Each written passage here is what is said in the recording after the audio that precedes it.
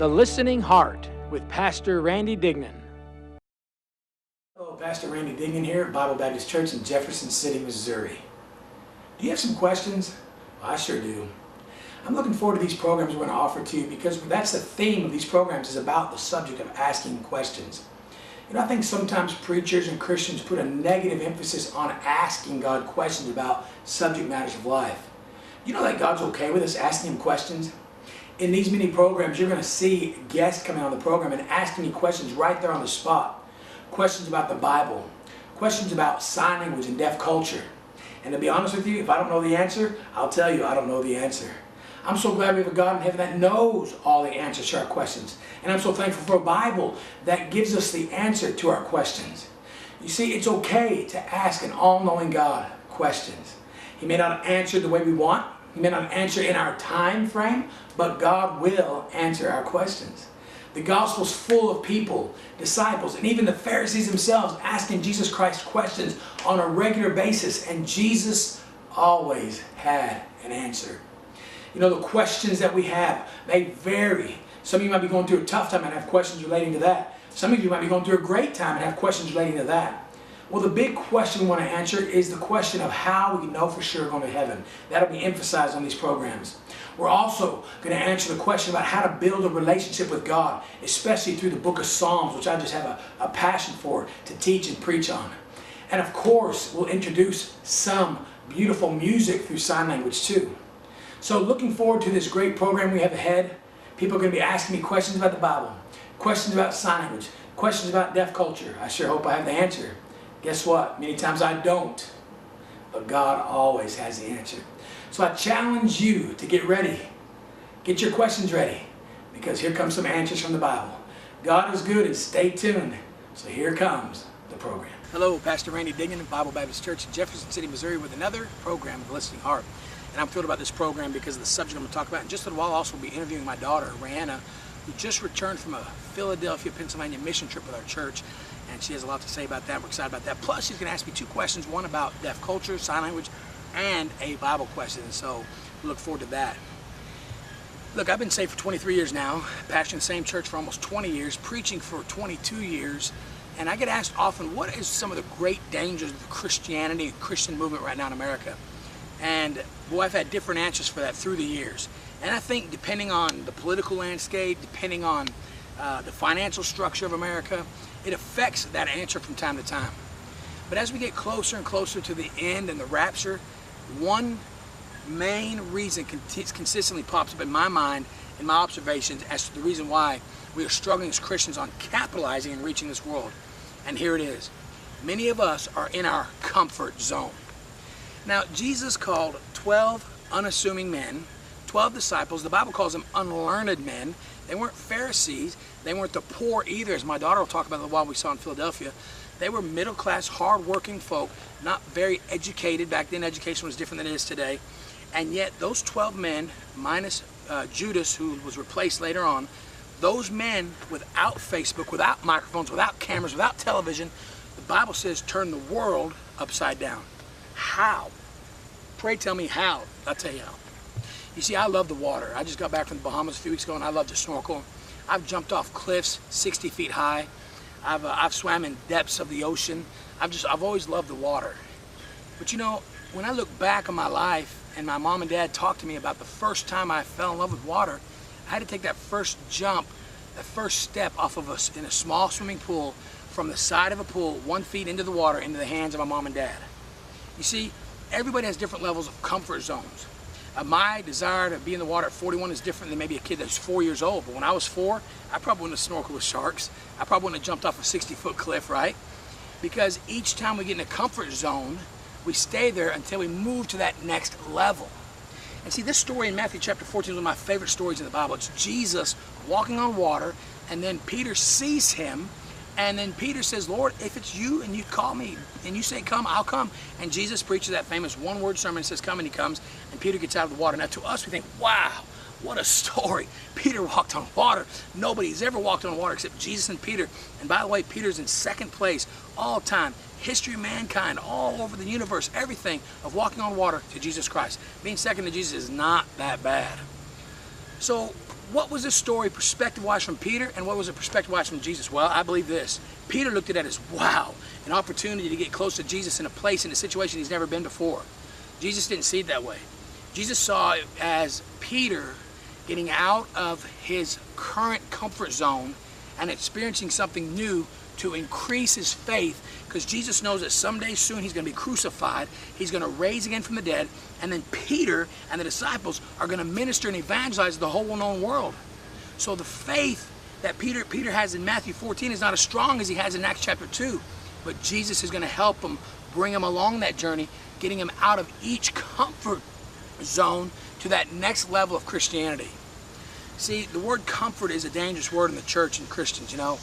And many of us like to be comfortable. We're comfortable in our positions. We're comfortable in our pews. We're comfortable in our pulpits. But I've been challenging God to get me out of my comfort zone, and I hope you pray the same. There's a few things I want to give you. The title of this thought today is the vitamin C's of getting out of your comfort zone. The vitamin C's, all right? The first thing we got to realize is this. Every time you get out of a comfort zone, you will experience some contrary things. Matthew chapter 14, verse 24, the Bible says the ship was in the midst of the sea, and the wind was contrary. It's not called the comfort zone for any other reason except that it's comfortable there. But when you leave it, sometimes you will face contrary things, difficulties. And Peter is in the will of God. He's obeying Jesus. Jesus said, hey, get on the boat and go across the sea, and I'll see you on the other side. And Peter says, okay, fine. He gets on the boat, and now he's facing contrary things, but that leads to the second C. He cried out, and the disciples all cried out when they saw a ghost walking on water. Like, what? Here comes a ghost. Are you kidding me? They were spazzing out. They were scared to death. And here comes Jesus walking on water, and it's okay to cry out. I'll never forget the first time I jumped off a cliff, a 70-foot cliff, and on a hill in Arkansas into the lake there. And I remember looking over the edge and thinking, wow, that's a long way down. And when I finally decided to take the plunge and jump, you know what I did the whole way down? I screamed. I yelled, I cried out. In fact, it was so far I had to catch my breath and do it again. It's like, ah, ah, again, because it was such a far jump. And listen, when you step out of that comfort zone sometimes, you will feel like crying. You will feel like crying out. You will feel like screaming for some help. That's okay. God expects that. That first time the kid jumps in the pool, the first time I jumped in the pool, then I started to get more daring. I jumped off a higher diving board. Then I jumped off the platform. Now I'm jumping off cliffs. It all starts by moving out of each comfort zone. And though we see the physical application there, the spirituality is more important, all right? Now, what is the first thing Jesus says to me in Matthew chapter 14? He says what? He says, be of good cheer. Listen, when you leave your comfort zone and you start to see things contrary, and sometimes life gets more difficult, and you start to see, wait a minute, this is new ground I'm treading on. Like in just a little while, you're going to see me interview my daughter. She was in the ghettos of Pennsylvania, and as a father and my wife as a mother, we're a little nervous about putting our 3 oldest kids there. My son's 12, my daughter's 15, my oldest daughter's 18, and they were walking on the streets of Philadelphia, and I was there with them, and boy, it was a little nerve-wracking. It's different. I mean, here in Missouri, you feel safe all the time and whatever, right? But watch this. Watch this. Jesus says no matter where you are, be of good cheer. Man, the importance of having a good attitude in all we do is so important. If you watch this program for any length of time, you know that I harp on that a lot. Why? Because I'm harping at it myself. Look, I'm preaching to you. No, I'm preaching to myself. I'm actually preaching right at myself here. And Jesus says, hey, look here. He says, hey, be of good cheer. It is I. Be not afraid. You know what I've learned about this? No matter what comfort zone you leave, Jesus is waiting for you at that next level. That's awesome, man. That's exciting to think that Jesus is not going to just say, hey, I'm over here in this comfort zone. As you take that step, good luck. Good luck. No. Jesus, watch this. Jesus left the most comfortable zone in the universe. He left heaven, got out of his comfort zone to come to this earth, to be born in a stable, to be laid in a manger, to grow up on this world, to wear this robe of flesh, to die on a cross, to raise again 3 days later, to do all those things so that you and I can get into the comfort zone of heaven someday. Hey, that's a reason worthy of being a good cheer. Now watch this. 2 more things I want to point out. One of the shortest sermons of all time, and a beautiful sermon, one word, Jesus. Imagine this. Jesus is standing on water. What? He's standing on water. Peter's in the boat. And the waves going. He's looking out there. And Peter says, Jesus, if it be thou, bid me come unto thee. And Jesus says, one word, come. That's all he says. He doesn't say, hey, take that step, do this, do that. He just said, come. You know what Peter did? He went. Let me tell you one of the big problems we have in our churches today, in our Christian movement. God is saying come all the time, but we're not. Why? The reason we don't, watch this, don't come is because we are comfortable in our comfort zone. We like that come, but not the come where we have to move, get up, and get busy, and step forward, and step off the boat to experience a miracle that will change your life. So Jesus says, come. Guess what Peter does? He comes. He comes. So let me ask you today, where are you at? Are you in your comfort zone? Have you gotten to a point in your Christian life where it's like the same old, it's kind of boring and there's nothing exciting going on? Hey, look, it's your opportunity. Here's your chance to step out by faith and do something for God. I heard a preacher say this one time, and it's so true. Hey, when's the last time you did something for the first time? Boy, that's a great question. When's the last time you did something for the first time? And Christians today, well, I've been teaching Sunday school class for 40 years. Great, join the choir. Is that new to you? Hey, I've been singing the choir for 20 years. Fine, teach a class. Go out, knock on somebody's door, invite them to church. Meet a complete stranger on the street and tell them that God loves them, and give them a tract and witness to them and talk about how Jesus has been good to you. And maybe you need to take your family on a mission trip. Do something. We always plan our vacations. We save money up for vacations. We do so many things for our own physical desires, and there's nothing wrong with that. But sometimes we need to just abandon our comfort zone and say, you know what? All or nothing. I'm going forward for God. And that finally leads to the last scene. I love this. After you leave the comfort zone, after you see that which is contrary, after you cry, after you have good cheer, after you come, you'll be able to make a claim. And I love this one. Matthew chapter 14, verse 33, the Bible says this, and they that were in the ship came and worshiped, saying, of a truth, thou art the Son of God. Listen, you don't see the power of Christ like you could if you continue to stay in your comfort zone. I mean, Peter walked on water. Who does that? Huh? Who does that? Who walks on water? Are you kidding me? Not possible. Yeah, with the Son of God, all things are possible. You see, you and me can do so many things. We can achieve great dreams. We can see great visions, great opportunities if we take that step of faith, and then we'll be able to make a claim, and He gets all the credit for it. He gets the credit. We'll be able to testify and say, hey, thou art the Son of God. Thou art the Christ. Thou art Jesus Christ, the Son of God. And so today I want to encourage you to get out of your comfort zone. Too many people are there. It's time to move. Stick with me now. My daughter will be up, and we'll talk about her getting out of her comfort zone. God bless. Hello, I'm Pastor Nick Dignan of Bible Baptist Church in Jefferson City, Missouri. You may have seen my brother's program, The Listening Heart. Well, we just want everyone to know that if there's anything we can do to be a help to you and your family, please feel free to contact us by going to our website at www.bbcjc.com. Or if you're ever in our area, here's a church that loves and cares for people. We'd love to meet you and have the chance to visit with you and worship the Lord with you. May God bless you and your family. And take care. Hello, and welcome to the interview segment of the program for Season 4. As I just got through talking about getting out of our comfort zone, my daughter, who has given her salvation testimony before, this is Rayana, my second-born daughter, and she given her salvation testimony before. She also has an opportunity to explain in just a little while about what it was like to come out of her comfort zone over the last week, and we're excited about that. But first, as we're doing in Season 4, we're giving the opportunity to ask me 2 questions. One about what it was like growing up in a deaf world, and one Bible question, trying to stump me, and we'll see what happens. So, Randy, let's start with you. Which question are you going first? I'll go with the deaf question. The deaf question, all right? All right, what's the question? My question is, how did you, do sports? Talk about how you did sports with a deaf parent. I know some people, for you, when I play basketball, you sign to me and stuff on the court, because hearing people can't talk to their kids until after the games, but you can tell me, what to do during the game. Explain a little bit about that, how you did that. I think having a deaf dad who played football was an advantage for me, because he could watch the game, and my coach had to watch the whole game, the whole picture, but my dad, your grandpa, would watch me as an individual, which I actually was more scared of that than my coach, because the coach could see the whole scheme of things, so he wasn't really paying attention to me at that particular time unless I made a big play. But my dad, your grandpa, could watch, and if I did well, he let me know through his hands, and if I did not so well, he also let me know via his hands. So, and the neat thing is we both have very good vision. I've always had good vision, don't need glasses or contacts even now at 41. And so at that time, my dad would be signing to me and telling me what I should improve on, how I should get better. and I could see him clearly, no matter how far he was, how big the stadium was, how packed it was. He always had a specific jersey that was on, so I knew how to find him. Plus, he's a big man, and so it worked out really good. I actually am thankful for it, even though there were times I wasn't really happy he was paying attention because I made a lot of mistakes. But that's a great question. All right, now you have a Bible question? Yeah. Well, I know for me, as you know, we travel throughout the summer and we get to see God do a lot of miracles and stuff.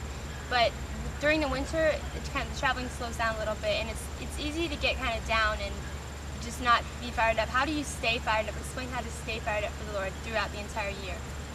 That is a great question, Rayana, and it's something we all have to work on. It's a known thing in Christianity.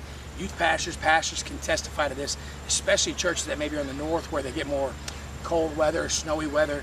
They tend to struggle with keeping the fire, keeping it warm, because so much of the Christian life we decide to allow circumstances out of our control to determine how we respond, when we should be worried about the things we can control. So for example, in the winter months, the sun doesn't come out as much.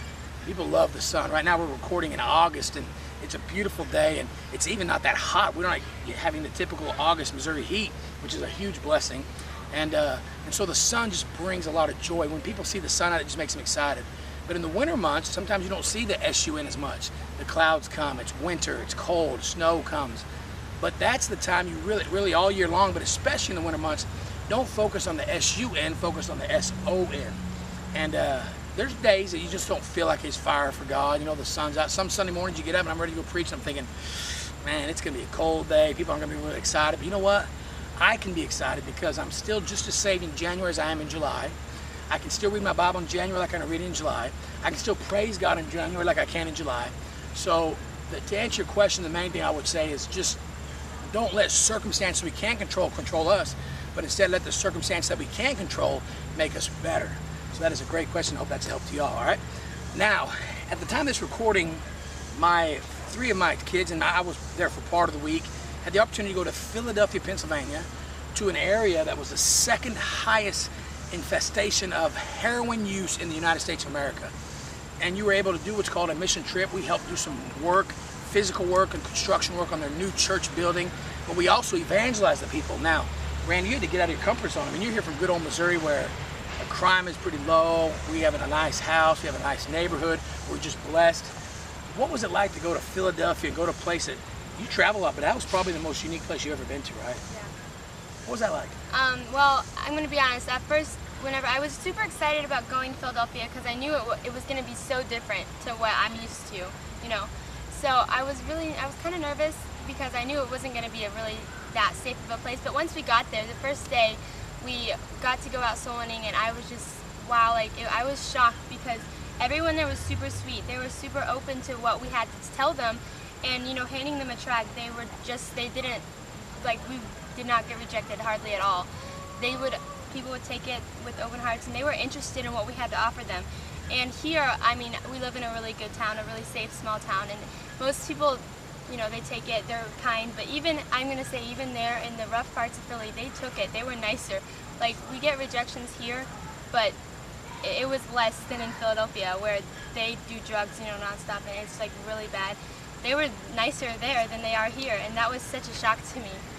Man, and you were dealing with a lot of people. It's called the Philadelphia ghetto, and you know, we were seeing drug deals right before our face.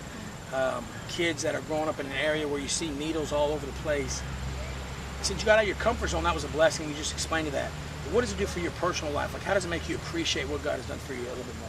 So often we see, you know, we go places and it's just like, you know, America's just great overall, but Philadelphia is probably the closest thing I've ever seen to a third world country, and it totally changed my perspective on life because so many times I take stuff for granted. Like, the streets there are just full of garbage, trash, drugs, people who don't care. Like, there's just not love there, and I'm just so grateful for what the Lord's given me, my Christian family, you know, my church.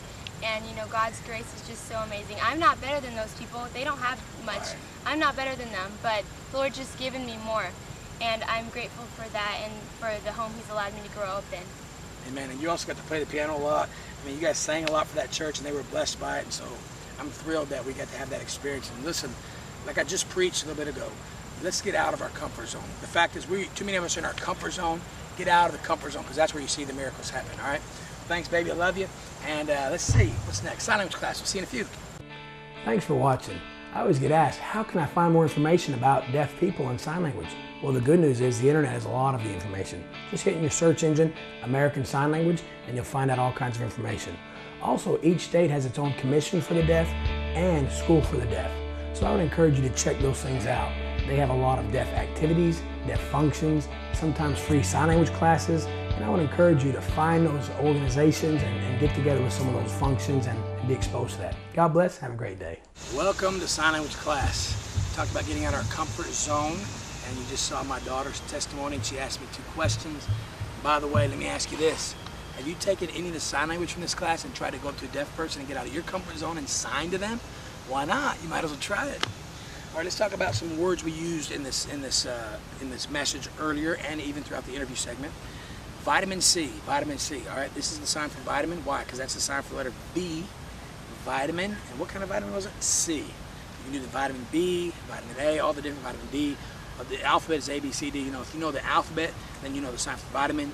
You can ask a deaf person, I need my vitamin C or whatever. So vitamin C. All right. We talked about the word comfort. I like the sign for comfort. It's very simple. It's like, oh, I'm going to comfort you. It's like, oh, you're okay. Comfort. Comfort, all right? And many of us, as I preached a little while ago and talked to my daughter about, many of us are in our comfort zone. I'm sweating right now, so that's not really my comfort zone. Air conditioning is my comfort zone. All right, so we have comfort, vitamin C. Now, contrary, contrary. I love that sign. It's a very clear, some signs are obvious signs. Like I've taught you before, tree, okay, that's obvious. Contrary, why? Because you're going this way and all of a sudden something conflicts you. It's the same sign for conflict, contrary, boom. I was going this way, boom, something conflicted me, contrary. You see, Peter and the disciples got on the boat, they went out, trusting God was gonna make everything good, but the winds were contrary. What? Wait a minute. It fouled things up, but they continued to trust God, and of course, Peter walked on water. Now, the sign for cry, I love this about sign language. People oftentimes ask me what's the biggest difference between sign language and English. I'll say it's neat because sometimes one sign will mean 5 English words, or one English word can have 5 different signs. So the typical sign for the word cry is this, like cry, like a baby crying. I mean, that's the tears coming down their face, crying.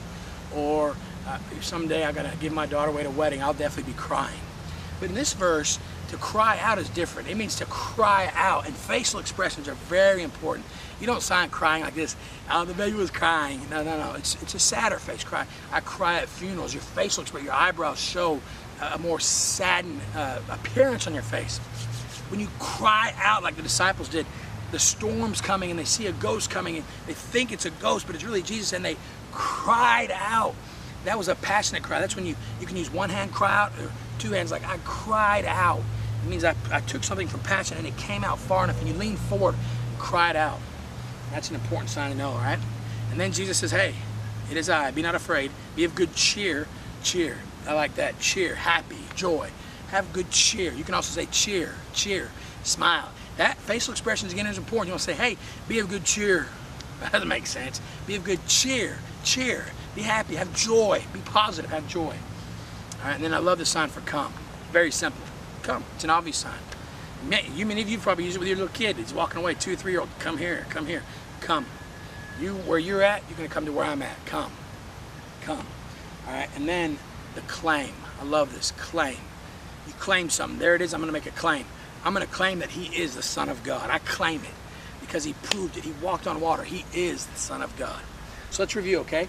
We have vitamin C, comfort, comfort, contrary or conflict, cried, cheer, and then come, and then claim. Now let me put it all in context so you can see it. The vitamin C's of getting out of your comfort zone. As you leave the comfort zone, life will be contrary. As you face contrary things, it's okay to cry out to God, and he will help you and give you, here we go, cheer, cheer to make you happy. And then he will say, come on, step out on faith, get to that next level, and move forward for the cause of Christ. And then you can make that claim. I claim something. I'm claiming a promise of God. I'm claiming it by faith. and I'm claiming that Jesus Christ is the Son of God. And then, of course, we always wrap up all the programs with our favorite sign of the program, because a listening heart, your church, the Bible, none of this would be possible without Jesus. Jesus. Thank God for the Son of God. The nail prints in either hand. Jesus. Jesus. So one last review. Here we go. Vitamin C, contrary, comfort, comfort, I already did contrary, cried, cheer, come, and then claim. Claim. All right? Well, I can't thank you enough for watching this program. We're excited about season 4. A lot of opportunities being presented to us in this season. And I want you to pray about being a part of our program, supporting us financially. This is a viewer-supported ministry. But the most important thing I want you to do is pray for our program. Look, I've been reading a book recently on the subject of prayer. And the fact is, we don't pray like we should. Let me encourage you to pray. Trust in God. I want to pray more. I heard this quote is so good. God's capacity to give is always far greater than our capacity to receive. Wow. Boy, that's what we're saying. God's capacity to give is far greater than our capacity to receive. God is good. Thank you for watching the program. Big thank you to my daughter for being on. Pastor Randy loves you. Look us up on Facebook. Contact us on email. I'm on Twitter, Instagram, all that stuff. And if you contact me, I will respond to you. All of you that have supported me, thank you so much. We love you. Hey, God is still speaking. Keep your heart listening. A listening heart. That's a wrap. God bless. Make it a great day. We'll see you next time. Thank you so much for watching the program. I hope you enjoyed it. I want to remind you that this is a viewer-supported ministry. And for those that have supported us financially, thank you so much. For all of you that have supported us prayerfully, that's even more important. Thank you so much for that.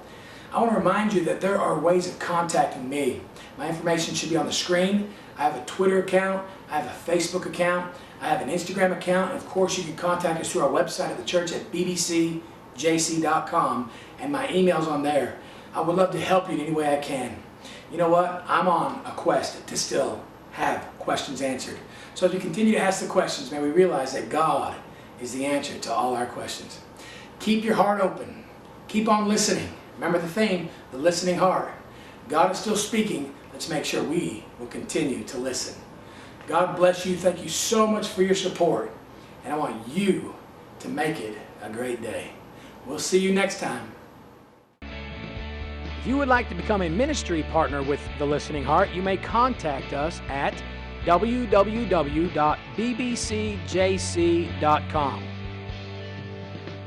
If you would like a DVD copy of this program, please visit our website at www.bbcjc.com.